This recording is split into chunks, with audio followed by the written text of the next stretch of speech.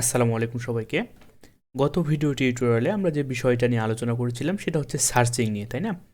তো এই ভিডিও টিউটোরিয়ালে আমরা আরেকটি মজাদার ইম্পর্টেন্ট বিষয় নিয়ে আলোচনা করতে চাই। সেটা হলো, লক্ষ্য করে দেখেন, আমি সাপোজ এখান থেকে একটি ডাটাকে আমি ইনসার্ট করতেছি। তো আমি একটি এখান থেকে ইমেজ চুজ করে নিচ্ছি। তো ইমেজকে চুজ করে নেওয়ার পর আমি এখান থেকে সাবমিট দিয়ে দিলাম, তাই না? তো আমার একটি ডাটা কিন্তু এখানে ইনসার্ট হয়ে গেল। তার পাশাপাশি আমি ধরুন এখান থেকে আরও বেশ কয়েকটি ইমেজকে জাস্ট ইনসার্ট করে নিচ্ছি। তো আমি ইমেজটাকে ইনসার্ট করে নিচ্ছি এখানে, জাস্ট সাবমিট দিয়ে দিলাম। তাহলে কিন্তু আমার এই ইমেজটাও এখানে চলে আসলো, পারফেক্ট। বাট একটা জিনিস লক্ষ্য করে দেখেন, এখানে এখন আমরা যে বিষয়টা নিয়ে আলোচনা করব সেটা হলো, এখানে দেখেন 64, 65 আইডি নাম্বার, আমি বড় করে নিচ্ছি। আইডি নাম্বার দেখেন 64, তার পরবর্তীতে আইডি নাম্বার হচ্ছে 65, তাই না? তো এই আইডি নাম্বার কিন্তু হচ্ছে আমার এটা ডাটাবেজের আইডি নাম্বার। বাট আমরা চাচ্ছি আমরা নিজেদের থেকে একটি করে 1-2 করে আইডি নাম্বার দিয়ে দেবো। তো সাপোজ এক্সাম্পল যদি আমরা এখানে আপনাদেরকে দেখাই ইমেজ আপলোড, তাই না? তো আমাদের যেই টেবিলের নামটা ছিল, অর্থাৎ ডাটাবেজের নামটা আমি জাস্ট সার্চ করে নিচ্ছি ইমেজ নামে, পারফেক্ট। তো দেখেন, আমি যদি আপনাদেরকে দেখাই এখান থেকে ইমেজ আপলোড টেবিল আমার এটা, তো দেখেন এই যে আমার 64, এই যে 64, তার পরবর্তীতে এখানে দেখতে পাচ্ছেন 65 আইডি নাম্বার। তো এইটা কিন্তু আমার ডাটাবেজের আইডি নাম্বার। কিন্তু এবার আমরা চাচ্ছি ইউজার আপনাকে বলল যে বা ক্লায়েন্ট আপনাকে বলল আপনি শুধুমাত্র এই আইডি নাম্বার যেটা দিবেন সেটা আমার 1-2 করে কাউন্ট হবে, এটা ডাটাবেজের আইডি আসবে না। তাহলে আপনি কি করবেন? তাহলে একটি মজাদার একটি বিষয় রয়েছে। তো দেখেন, আমরা যেখান থেকে সিলেক্ট করেছি, সুতরাং যেখানে আমরা হোয়াইল লুপ বলেন বা আপনারা ফর ইচ লুপ বলেন বা ফর লুপ বলেন, যে লুপ ইউজ করেন না কেন, আপনারা সকলে দেখতে পাচ্ছেন আমরা কিন্তু এখানে হোয়াইল লুপ ইউজ করেছি, তাই না? সুতরাং যেখান থেকে ডাটাটা আমরা লুপের মাধ্যমে ফেস করে তুলে আনতেছি। তো দেখেন, এটা কিন্তু আমরা এখানে হোয়াইল লুপ শুরু করেছি, আর এখানে হচ্ছে আমাদের হোয়াইল লুপের সিনট্যাক্সটা ক্লোজিং হয়েছে। আমি আবারও দেখাচ্ছি। বাট হোয়াইল লুপের যদি আমরা এখানে একটি কাজ করি, ইনিশিয়াল অবস্থায় আই একটি ভেরিয়েবল নিলাম, সেই ভেরিয়েবলের মান i = 0 রাখলাম, পারফেক্ট। তো তার পরবর্তীতে আমাদের হোয়াইল লুপের যেখানে ব্র্যাকেট যেখানে শেষ হয়েছে, সুতরাং দেখেন এখানে আমি ক্লিক করলে এখানে আমাকে দেখিয়ে দিচ্ছে যে এখানে আমার এই ব্র্যাকেটের এটা শেষ হয়েছে, তাই না? তো এই ব্র্যাকেটটাকে আবার পিএসপির মধ্যে নিয়ে আসার জন্য এখানে আমি পিএসপি ওপেনিং করেছিলাম, এখানে পিএসপিটা ক্লোজিং করেছিলাম। বাট এখানে একটি বিষয় দেখেন, এখন যদি এটা কিন্তু আমার হোয়াইল লুপের ব্র্যাকেট, আমি আবারও বলছি। তো এখন এই যে আমরা যে ইনিশিয়াল করলাম 0, এখানে জাস্ট আমরা বলে দেব যতবার তুমি ভাইয়া নিয়ে আসবা এটা, ততবার তুমি জাস্ট এখানে যে কাজটা করবা i++ করে দিবা, পারফেক্ট। মানে কি করবা, তুমি এক এক করে ইনক্রিমেন্ট করবা। এর মান একবার 0, লুপ ঘুরে ঘুরে এর মান একবার 1, লুপ ঘুরে ঘুরে এর মান একবার 2, লুপ ঘুরে ঘুরে এর মান একবার 3, ততবার জাস্ট এখানে রাখবে। বাট এখানে আরেকটি বিষয় দেখেন, এখানে কিন্তু আমরা অ্যারে তৈরি করেছিলাম আইডির জন্য, তাই না? তো দেখেন এখানে কিন্তু আমরা ফেস করে তুলে আনতেছিলাম। এই তো দেখেন এই রোটাকে ধরে আমরা আইডি, তো ইকো কী করলাম আমরা এখানে আইডিটাকে, এটা আমাদের ডাটাবেজের আইডি। তো দেখেন, আমি আপনাদেরকে আবারও দেখাচ্ছি, এটা কিন্তু আমাদের ডাটাবেজের আইডি। বাট এবার এখানে জাস্ট আমরা রাখবো না, আইডিও রাখবো না। এখানে তাহলে আমাদের কি হবে বলেন তো? এখানে জাস্ট হবে হচ্ছে আমাদের এই যে ভেরিয়েবল সেই আইটা জাস্ট আমাদের এখানে হবে, পারফেক্ট। Ctrl+H দিয়ে সেভ করে ফেললাম। তাহলে দেখেন, এবার জাস্ট লক্ষ্য করে দেখেন, আমি জাস্ট এখান থেকে রিফ্রেশ করে নিচ্ছি। তাহলে দেখেন এই যে আমাদের আইডি নাম্বার 0, তার পরবর্তীতে আইডি নাম্বার 1, আইডি নাম্বার 2। তো আশা করি এই পর্যন্ত বিষয়গুলো আপনারা সকলে বুঝতে পেরেছেন। অ্যাকচুয়ালি আপনারা এখন যতবার ইনসার্ট করবেন না কেন, আমি যদি এখান থেকে ধরেন ডিলিট করে দিলাম, তাহলে এটা এখন হলো আমার কিন্তু আইডি নাম্বার 1। তো এটা চাচ্ছেন আমার আইডি 1 থেকে শুরু হবে, 0 থেকে না। তাহলে আপনি কি করবেন, এই তো এর মান যেখানে ইনিশিয়াল অবস্থায় 0 রেখেছিলেন, এখানে জাস্ট 1 করে দিবেন। Ctrl+H দিয়ে সেভ করে দিলাম, পেজটাকে জাস্ট আমি রিফ্রেশ করে নিচ্ছি। তাহলে দেখেন আইডির মান 1, তার পরবর্তীতে আইডির মান 2। বাট আমি আরেকটি কাজ এখানে করতে চাচ্ছি, আমি জাস্ট এখান থেকে আরও বেশ কয়েকটি ইনসার্ট করে নিতে চাই। সাপোজ এক্সাম্পল, আমি যদি এখান থেকে আরেকটি পিকচার জাস্ট ইনসার্ট করে নিচ্ছি, তো এখান থেকে সাবমিট করে দিলাম। তাহলে দেখেন এখানে কিন্তু এখন আমার 3টা ইনফরমেশান আছে, 1টা 2টা 3টা। বাট এখানে একটা জিনিস লক্ষ্য করে দেখেন, আমি যাকে ইনসার্ট করলাম সে কিন্তু এই যে মামুন, যাকে আমি ইনসার্ট করলাম সে কিন্তু আমার 3 নাম্বারে চলে আসছে, তাই না? তো এই 3 নাম্বার কিন্তু আমাদের সবার শেষে দেখাচ্ছে। আমরা এটা চাচ্ছি না, আমরা চাচ্ছি যখন আমরা ইনসার্ট করব সেটা সবার উপরে থাকবে। সুতরাং আমাদের এইটা কিন্তু আমরা সবার শেষে ইনসার্ট করেছিলাম এইটা, তাই না?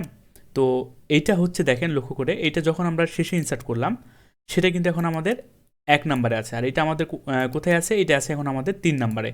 আমি যদি আপনাদেরকে আরেকবার ইনসার্ট করে দেখাই, ধরেন এখান থেকে আমি যেটাকে পাঠাচ্ছি সাকিবকে, ধরেন সাকিবকে পাঠাচ্ছি, সাকিবের জাস্ট একটি ফোন নাম্বার দিয়ে দিচ্ছি, তার পরবর্তীতে সাকিবের একটা আমি জাস্ট ইমেজ দিয়ে দিচ্ছি। তো এখান থেকে যে কোনো একটি ইমেজ আমি দিয়ে দিচ্ছি, তো ধরেন আমি এই ইমেজটাই দিয়ে দিলাম, পারফেক্ট, জাস্ট সাবমিট করে দিলাম। তাহলে দেখেন এই যে সাকিব যার ইমেজ, সেই কিন্তু আমার কি করলো, সবার শেষে চলে আসলো। বাট এইটা তাহলে আমাদের কিন্তু হলো না।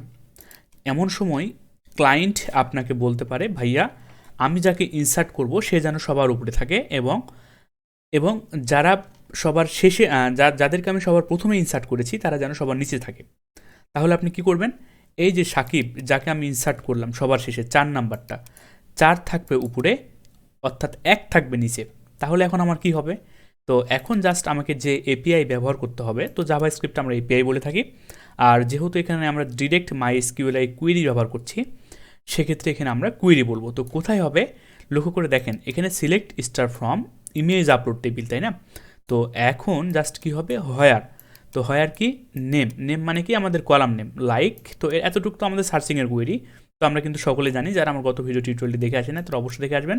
বাট এবার আমাদেরকে একটি কাজ করতে হবে, অর্ডার বাই অনুযায়ী সাজাতে হবে। তো জাস্ট আমাকে বলতে হবে অর্ডার বাই, পারফেক্ট। তো জাস্ট আমাকে এখানে বলতে হবে অর্ডার বাই। তো অর্ডার বাই কিন্তু আমাদের একটি কিওয়ার্ড। তো এই যে অর্ডার বাই অনুযায়ী কী হবে এখন লক্ষ্য করে দেখেন, আমাদের যে ডাটাবেজের আইডি, এই তো ডাটাবেজের আইডি, সুতরাং ছোটো হাতের আই এবং ডি, এই আইডিটা জাস্ট এখানে বলে দিতে হবে, অর্ডার বাই আইডি। তো আইডিটাকে এখন আপনি ডিসকেন্ডিং অর্ডারে সাজাতে চাচ্ছেন নাকি অ্যাসকেন্ডিং অর্ডারে সাজাতে চাচ্ছেন, সেটা আপনাকে এখানে বলে দিতে হবে।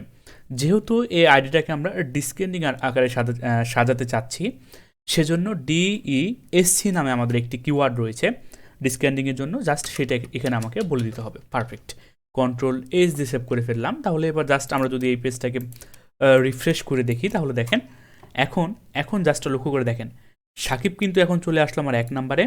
তো এখন দেখেন সাকিব চলে আসলো আমার 1 নম্বরে, আর 4 নম্বরে চলে গেল কে, আমার 4 নম্বরে চলে গেছে আমার মুস্তাফিজ। পারফেক্ট।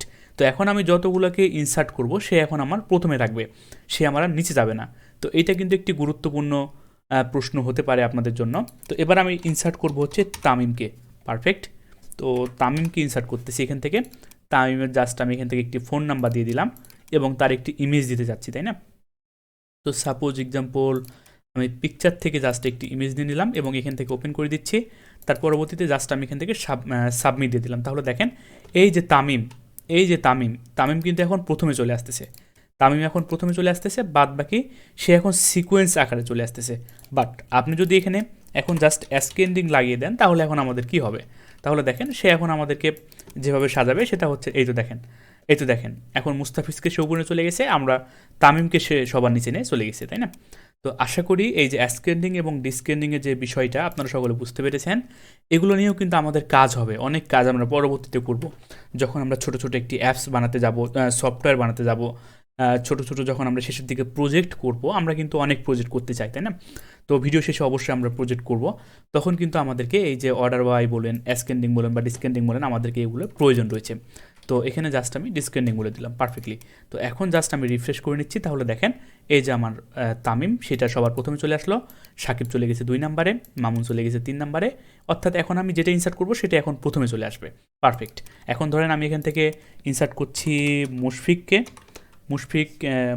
জাস্ট আমি ইনসার্ট করতেছি, মুশফিকুর রহিম, তার একটি ফোন নাম্বার দিয়ে দিলাম এবং তার এখান থেকে জাস্ট আমি একটি ইমেজ চুজ করে দিচ্ছি। তো এবার জাস্ট আমি এই ইমেজটা চুজ করে দিলাম। পারফেক্ট।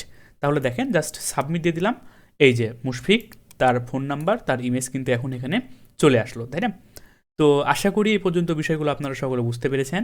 আমি কিন্তু অনেক ভেঙে আপনাদের সঙ্গে আলোচনা করেছি এবং অ্যাকচুয়ালি যতটুকু পর্যন্ত আপনাদের দেখানো দরকার সেগুলো নিয়ে কিন্তু আমি একদম আপনাদের সঙ্গে ভেঙে আলোচনা করতেছি। তো এখান থেকে কিন্তু আপনি এডিট করতে পারবেন, ডিলিট করতে পারবেন, এই ইমেজটাকে শো পেজে নিয়ে গিয়ে শো করতে পারবেন, আবার প্রিন্ট করতে পারবেন।